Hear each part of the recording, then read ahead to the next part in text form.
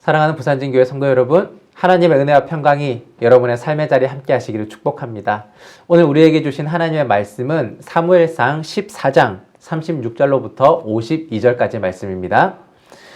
사울이 이르되 우리가 밤에 블레셋 사람들을 추격하여 동틀 때까지 그들 중에서 탈취하고 한 사람도 남기지 말자. 무리가 이르되 왕의 생각에 좋을 대로 하소서 할 때에 제사장이 이르되 이리로 와서 여호와께로 나아가사이다 하매 사울이 하나님께 묻자오되 내가 블레셋 사람들을 추격하리이까 주께서 그들을 이스라엘의 손에 넘기시겠나이까 하되 그날에 대답하지 아니하시는지라.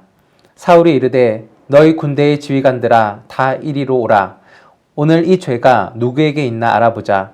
이스라엘을 구원하신 여호와께서 살아계심을 두고 맹세하노니 내 아들 요나단에게 있다 할지라도 반드시 죽으리라 하되 모든 백성 중 한 사람도 대답하지 아니하매 이에 그가 온 이스라엘에게 이르되 너희는 저쪽에 있으라. 나와 내 아들 요나단은 이쪽에 있으리라. 백성이 사울에게 말하되 왕의 생각에 좋은 대로 하소서 하니라. 이에 사울이 이스라엘의 하나님 여호와께 아뢰되 원하건대 실상을 보이소서 하였더니 요나단과 사울이 뽑히고 백성은 면한지라. 사울이 이르되 나와 내 아들 요나단 사이에 뽑으라 하였더니 요나단이 뽑히니라.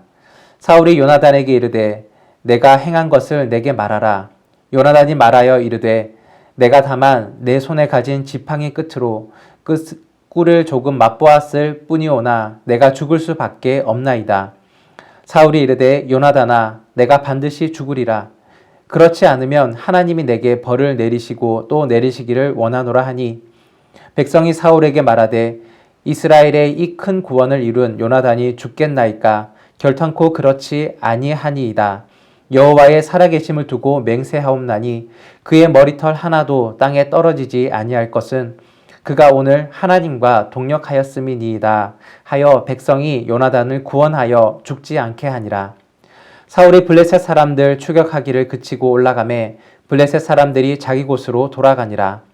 사울이 이스라엘 왕위에 오른 후에 사방에 있는 모든 대적 곧 모압과 암몬 자손과 에돔과 소바의 왕들과 블레셋 사람들을 쳤는데 향하는 곳마다 이겼고 용감하게 아말렉 사람들을 치고 이스라엘을 그 약탈하는 자들의 손에서 건졌더라. 사울의 아들은 요나단과 이스위와 말기수아요. 그의 두 딸의 이름은 이러하니 맏딸의 이름은 메라비요 작은 딸의 이름은 미갈이며 사울의 아내의 이름은 아히노아미니 아히마아스의 딸이요 그의 군사령관의 이름은 아브넬이니 사울의 숙부 넬의 아들이며 사울의 아버지는 기스요 아브넬의 아버지는 넬이니 아비엘의 아들이었더라. 사울이 사는 날 동안에 블레셋 사람과 큰 싸움이 있었으므로 사울이 힘센 사람이나 용감한 사람을 보면 그들을 불러 모았더라. 아멘. 사울은 블레셋과의 전투 중에 승기를 잡고 있었고 여세를 몰아서 확실한 승리를 거두려고 하고 있었습니다. 이때에 제사장이 블레셋을 쳐도 되는지를 하나님께 물어보자고 권고했고 사울은 그 제안을 흔쾌히 받아들였습니다. 그런데 하나님은 사울에게 어떠한 응답도 하지 않으셨습니다. 사울은 하나님이 침묵하시는 이유를 이스라엘 백성 중에 죄가 있기 때문이라고 그 원인을 찾기 위해 제비를 뽑았습니다. 결국에 그 제비를 뽑은 결과 사울의 아들인 요나단이 뽑히게 되었습니다. 사울은 전쟁 중에 원수들에게 보복할 때까지 아무것도 먹지 말 것을 이스라엘 백성들에게 맹세시켰고 그 명령을 어기는 사람은 저주를 받을 것이라고 선포했었습니다. 그런데 요나단이 그 사실을 알지 못하고 전쟁 중에 꿀을 떠서 먹은 사실이 있었습니다. 사울은 앞서 자신의 아들이라도 범죄하였다면 죽을 것이라고 맹세했기에 요나단을 죽이려고 생각하고 있었습니다. 그러나 이스라엘 백성은 요나단을 변호해 주었고 요나단은 죽음을 면할 수가 있었습니다. 오늘 이 시간에는 대조되는 두 인물과 그리고 그들에 대한 백성들의 말을 통하여서 오늘 성경 본문의 말씀들을 더욱더 깊이 묵상해 보기를 원합니다. 첫 번째는 좋을 대로, 생각에 좋을 대로입니다. 36절 말씀입니다.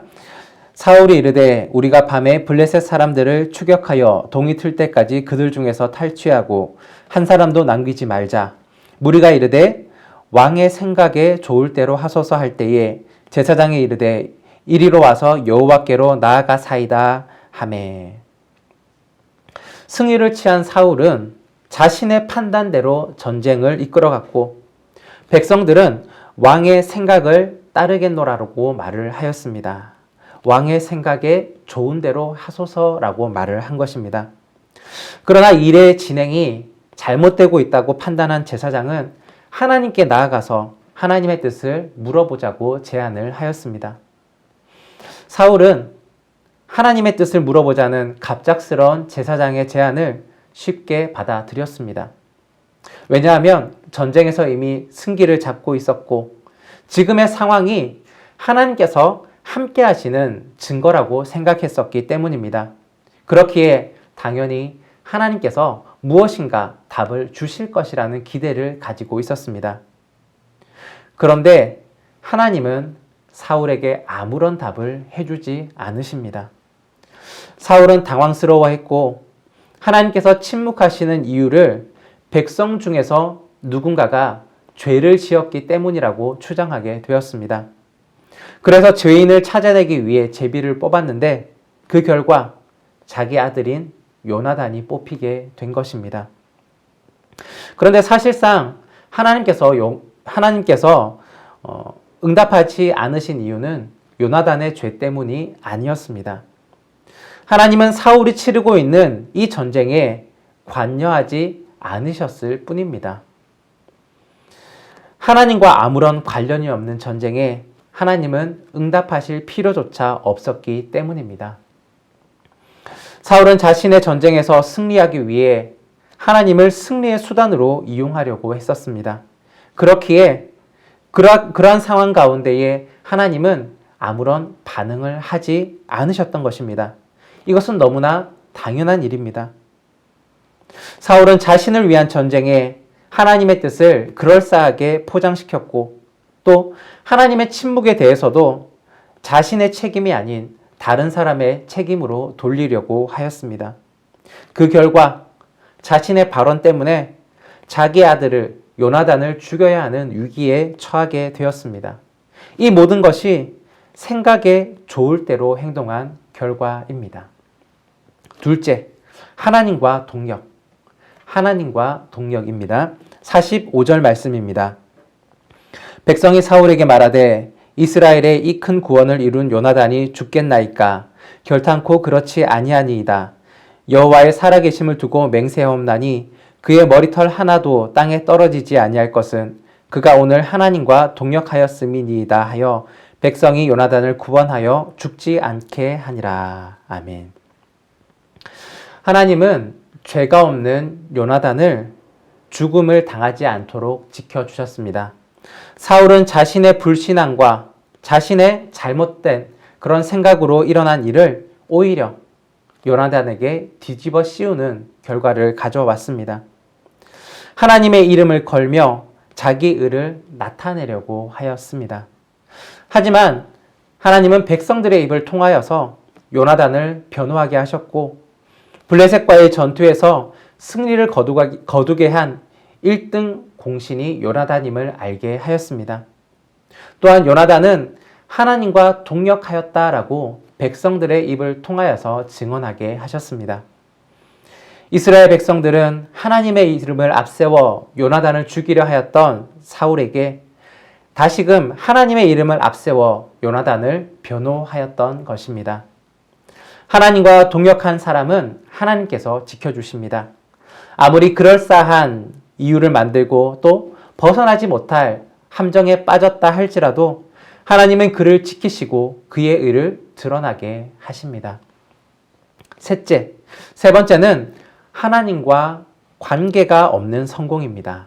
하나님과 관계가 없는 성공. 47절과 48절 말씀입니다. 사울이 이스라엘 왕위에 오른 후에 사방에 있는 모든 대적, 곧 모압과 암몬 자손과 에돔과 소바의 왕들과 블레셋 사람들을 쳤는데 향하는 곳마다 이겼고 용감하게 아말렉 사람들을 치고 이스라엘을 그 약탈하는 자들의 손에서 건졌더라. 아멘.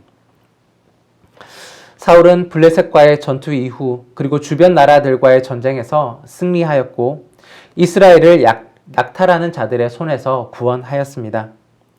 그런데 여기에는 하나님의 이름, 하나님이 행하신 일들이 하나도 기록되어 있지 않습니다. 그저 이방 나라들의 왕들처럼 그들과 다름없이 힘센 사람들을 등용시켜서 군대를 잘 이끌어서 승리를 거둔 세상적인 승리만이 기록되어 있을 뿐입니다.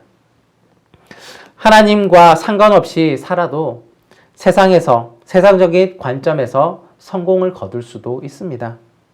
그러한 예시로 사울은 주변 국가와의 전쟁에서 승승장구하였습니다. 그러나 하나님 없이 내가 이룬 그러한 성공들은 그 사람을 교만하게 만들 뿐입니다.